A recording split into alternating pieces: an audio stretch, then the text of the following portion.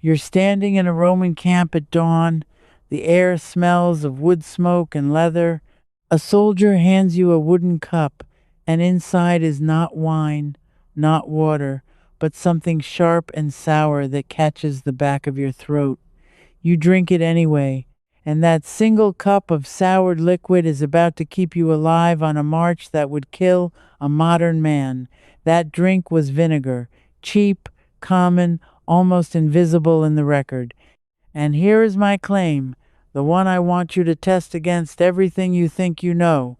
The Romans built an empire on a substance that cost you about $3 a bottle today, and they used it in at least 21 ways that we have almost entirely forgotten.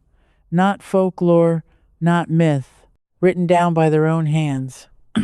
I found the first thread of this in Pliny the Elder's Natural History, a work finished around the year 77, where he calls vinegar one of the most essential things in human life. That line stopped me cold, so I started digging. And by the end of this, I am going to hand you the single strangest use the Romans had for it, the one hidden in a battlefield account that historians still argue about. Everything I am about to tell you, you can try in your own kitchen this week. Let me start with that cup, because it explains why an ordinary soldier trusted his life to sour liquid. The Romans called it pasca. It was cheap vinegar or wine that had turned, cut with water, and sometimes flavored with herbs. It was the drink of the working man and the marching legion. Officers might drink wine, but the ordinary soldier drank pasca, and he drank it every single day across a career that could last 25 years. Now here's the part that surprised me. For a long time I assumed pasca was just what poor men drank because they could not afford better, a sad substitute.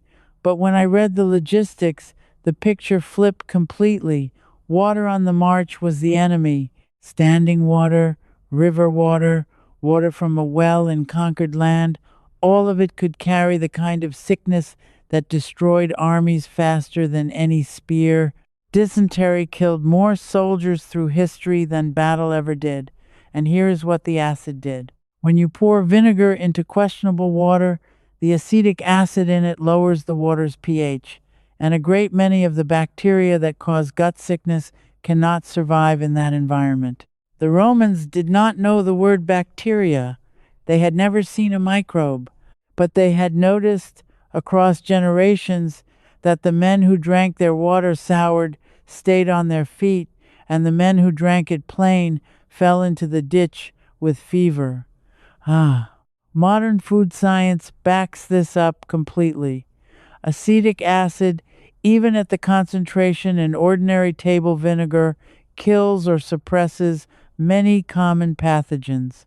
It is why we pickle. It is why vinegar shows up in food safety studies again and again as a simple, effective way to reduce bacteria on produce. So try this yourself. It is the simplest possible version of a Roman survival trick. A spoonful of vinegar in a large glass of water with a pinch of salt and a little honey if you like, and you have essentially reconstructed pasca. Roman marathoners of the road drank it for the same reason athletes reach for electrolyte drinks now. It settles the stomach and it hydrates. But that raises a question that nagged at me for weeks. If this drink was reliable enough to protect an entire army, cheap enough for the poorest man, and simple enough to make anywhere, then why on earth did it vanish so completely that most people today have never even heard the word pasca? Hold that question, because the answer sits at the center of everything, and it only gets stranger. Let me take you somewhere else first. A Roman kitchen in a modest house, maybe in Pompeii, in the years before the mountain came down. It is late summer, the heat is brutal. There is no icebox, no refrigerator, no humming machine in the corner keeping the food from turning, and yet this household will eat well through the winter. How? Walk to the back of the kitchen and you find the answer in rows of sealed jars. Vegetables, fish, fruit, meat, all of it held safe against rot by one thing: vinegar. The Romans were masters of preservation, and their agricultural writers left us the exact methods. Columella, who wrote a massive farming manual around the year 65, gives detailed instructions for preserving with vinegar and brine. Cato the Elder, writing far earlier, around 160 before the Common Era, in his book on agriculture, gives recipes so precise you could follow them today. And the famous Roman cookbook attributed to Apicius is soaked in vinegar from beginning to end, using it to keep food and to build flavor. Here is what they understood that most people have forgotten: rot is life. It is bacteria and mold moving in to break your food down. And most of those organisms cannot function in an acidic environment. Submerge your food in vinegar and you have built a wall that the rot cannot cross. The Romans preserved eggs, they preserved turnips, they preserved firm vegetables, they kept fruit through the cold months, all without a single machine. Now think about what that meant for an ordinary family. It meant independence. It meant that a bad month did not become starvation. It meant that when food was cheap and plentiful in the harvest, you captured that abundance and carried it forward into the lean season. A jar of vinegar was, in a very real sense, a household's insurance policy against hunger, and you can rebuild that wall in your own home this week. Pickling vegetables in vinegar requires no special skill and no special equipment. A clean jar, vinegar, a little salt, whatever firm vegetables you have, cucumbers, carrots, onions, peppers, beets. They will keep for weeks. They cost almost nothing, and you have just done exactly what a Roman housewife did 2,000 years ago to feed her family through winter. Therefore, the mystery only deepens, because if vinegar could preserve food, purify water, and protect an army, this was not some minor kitchen helper. This was foundational technology. So who benefited when we forgot it? I promise we are getting to that. But first, I need to show you what vinegar did to the human body, because this is where the Romans went further than anyone expects.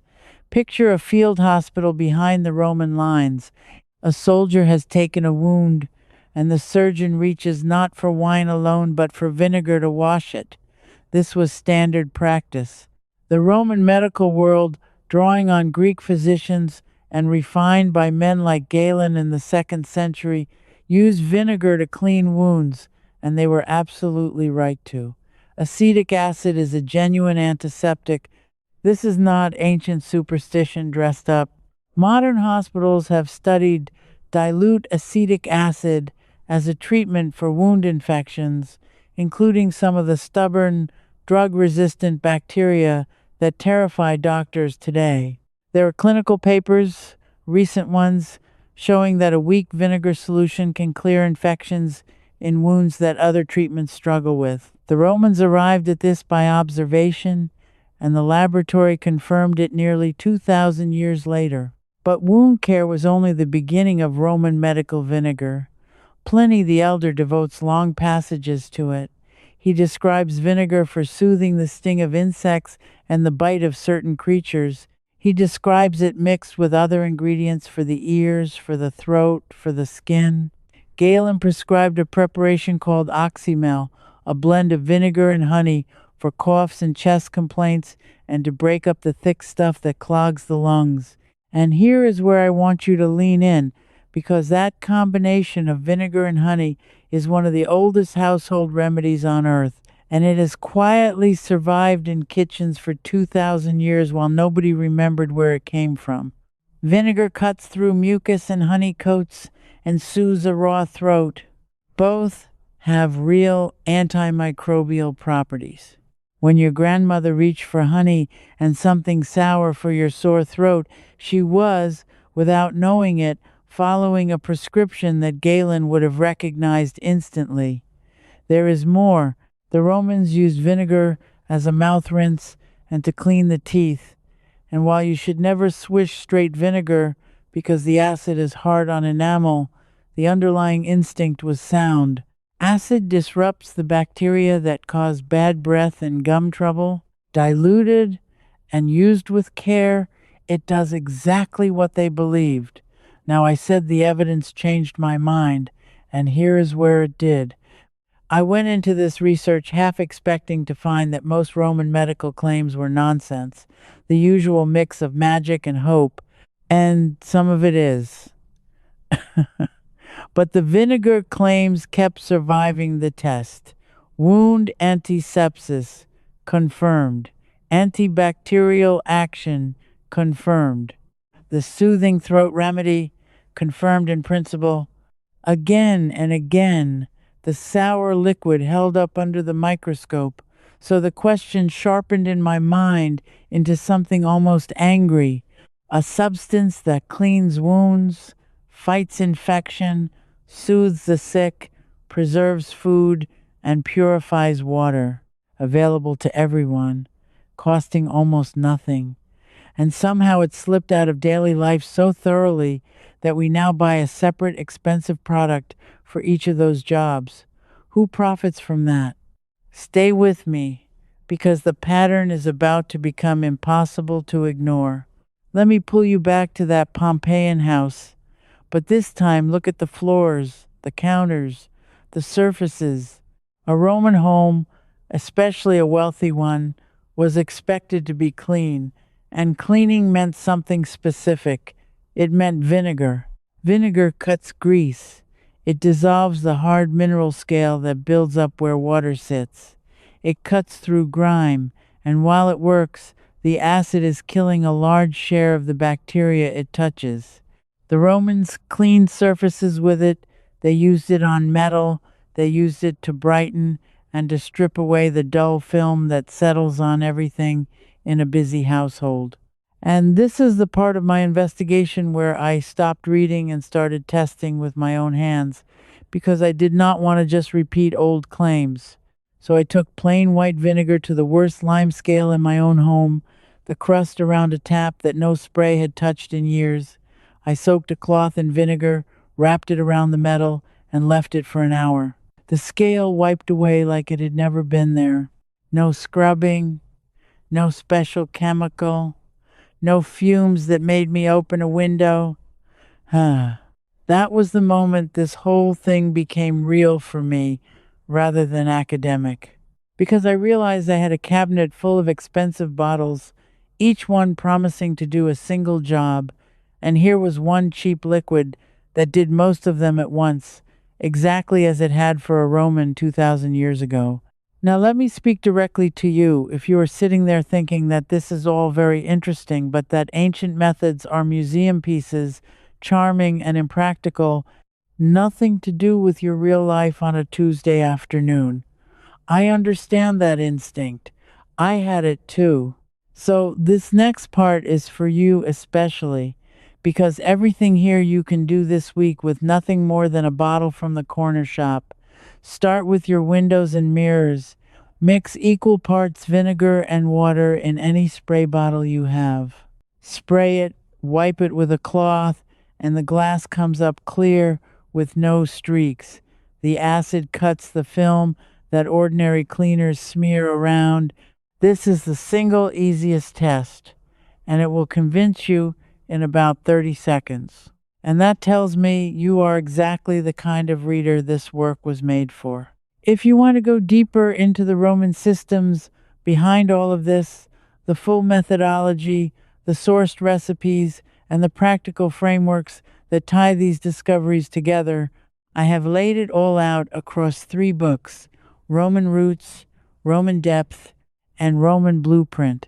Each one builds on the last, and together they give you the complete picture that a single video can only point toward.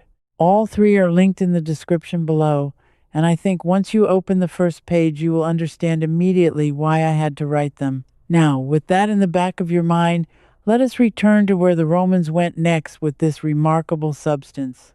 Now, your kettle, your coffee maker, anything that heats water. Inside them is a hard white scale that chokes them slowly and drives up the energy they need. Fill with a mix of vinegar and water. Let it sit, warm it gently, and pour it out. The scale dissolves. Your appliance runs better and lasts longer.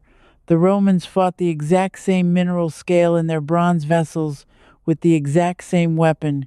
Your drains, a handful of baking soda followed by a cup of vinegar creates a foaming reaction that helps break down the gunk and knock back the smell. It will not fix a true blockage, I will be honest with you, but for the slow, smelly drain, it works, and it costs pennies. Your laundry, a cup of white vinegar in the rinse helps strip out detergent residue, softens the fabric, and cuts musty odors. The smell of vinegar itself vanishes as everything dries, which surprises people every time. No perfume, no chemical softener, just clean cloth. This is the natural fabric softener that the whole industry would rather you did not know about. Your cutting boards and counters, a wipe of vinegar disinfects a good share of what lives on a kitchen surface, and unlike harsh cleaners, it leaves nothing behind that you would not want near your food. This is precisely the food safety use that modern studies keep confirming, and it is precisely what a Roman cook did before you were ever born. Fruit and vegetables, a brief soak in water with a splash of vinegar, then a rinse, helps remove residue and some of the surface bacteria. Cheap, fast, and it genuinely works. Even weeds. Strong vinegar poured on the weeds, pushing up through the cracks in your path, will burn them back. The Romans knew acid killed plants. They understood it well enough that there is an old and probably exaggerated story about salting and poisoning conquered ground, but the everyday version is simply that acid and green growth do not coexist. Do you see what has happened here? I have just replaced the glass cleaner, the descaler, the drain product, the fabric softener, the surface disinfectant, the produce wash, and the weed killer. 7 products, 7 bottles, 7 prices, with one bottle that costs about $3, and that has been doing all of these jobs since before the fall of Rome. And that, finally, brings me to the question I have been holding back this whole time, the uncomfortable one. If this one cheap substance does the work of a dozen expensive products, then the disappearance of that knowledge was not an accident somebody gained when you forgot it. Here is what I have come to believe after all this digging, and I want to be careful and honest because I am not going to hand you a wild story I cannot support. The knowledge of vinegar did not vanish because it stopped working. It vanished because a whole world grew up around selling you the alternatives. Think about the timeline. For most of human history, a household made or bought vinegar and used it for everything I have described. It was universal knowledge, passed from mother to daughter, from master to apprentice, so ordinary that nobody thought to write it down as anything special. Then came the modern age of manufactured products, and with it something new. A separate branded product for every single task, each one advertised, each one promising to be the special solution to a problem you never knew you had. You did not lose the vinegar knowledge because it failed. You lost it because it was too cheap to advertise. Nobody spends millions promoting a $3 bottle that does 12 jobs because there is no fortune in it. But there is a fortune in convincing you that you need the special glass cleaner and the special descaler and the special softener and on and on. The genius of Roman vinegar was its simplicity. And simplicity is the one thing that a market built on selling you more can never celebrate. That is who lost when this disappeared. You did. Your grandmother probably still knew half of these tricks. Her grandmother knew all of them. And somewhere in the last few generations, the knowledge that had survived from Rome itself got quietly buried under a mountain of marketing until a bottle that could run half your household became just the sour stuff you put on chips. Ugh. But I promised you the strangest use of all, the one buried in a battlefield account, and I have made you wait long enough. This is where my investigation led me to something that sounds impossible, and yet the ancient sources stated plainly. Let me take you to the mountains. It is the year 218 before the Common Era. Hannibal, the great general of Carthage, is doing the thing everyone said could not be done. He is bringing an army with elephants across the Alps to strike at Rome from the north. The passes are brutal, the cold is killing his men, and then his path is blocked entirely by a mass of rock, a landslide, or a sheer outcrop that his column cannot get around. The Roman historian Livy, writing about this, describes what happened next. And a similar account survives from the Greek writer Pliny, among others, touching on the technique. Hannibal's men heated the rock with fire, made it as hot as they could, and then poured vinegar over it. According to the account, the rock cracked and crumbled, and they were able to break it apart and clear the path. Now, when I first read that, I thought it had to be a legend. Vinegar breaking stone? It sounded like myth. So I dug into the science, and here is what I found, and it genuinely stopped me. When you heat rock intensely and then hit it with cold liquid, the sudden change in temperature causes it to fracture. That part is pure physics, thermal shock, and it is real. And certain rock, particularly the limestone that fills the Alps, is calcium carbonate, which reacts chemically with acid. Vinegar is acid. Pour acid on limestone and it does eat into it, releasing gas and weakening the stone. So the account is not the fantasy I assumed. Whether or not it happened exactly as Livy describes, the underlying principle is sound on both counts. The thermal shock cracks the heated rock, and the acid attacks the limestone directly. 2,000 years before modern chemistry, an army in a desperate mountain pass used vinegar as a tool to break the earth itself. And this is the finale I have been building toward, the practical secret hidden inside that battlefield story, because you do not need to break a mountain to use it. You have limestone in your home right now, and you fight it constantly. It is the hard white scale in your kettle, on your taps, on your shower glass, in your toilet, on every surface where hard water dries. That scale is essentially the same calcium compound as the rock in Hannibal's pass, and it dissolves for the exact same reason. Here is the method, the one I now use for the toughest scale in my house, drawn straight from that ancient principle. For the worst buildup, do not use vinegar cold. Warm it.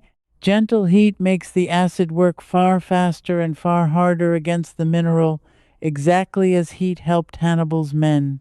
Warm the vinegar, apply it to the scale, and where possible, keep it in contact by soaking a cloth or letting it pool. On a kettle, warm a vinegar and water mix right inside it. On a tap, wrap it in a vinegar-soaked cloth and leave it. On shower glass, spray warm vinegar and let it sit before you wipe. The scale that resisted every expensive product in your cabinet gives way to warm vinegar, because you are no longer just cleaning. You are running the same chemical reaction that Livy recorded on a mountainside more than 2,000 years ago. Acid against limestone. The oldest descaler in the world and the strongest, and it costs you almost nothing. That was the moment my whole investigation came together, because I realized that the story everyone treats as a tall tale, Hannibal breaking rock with vinegar, is actually the key to the single most useful household trick of all. The knowledge existed. It was written down by Rome's own historian.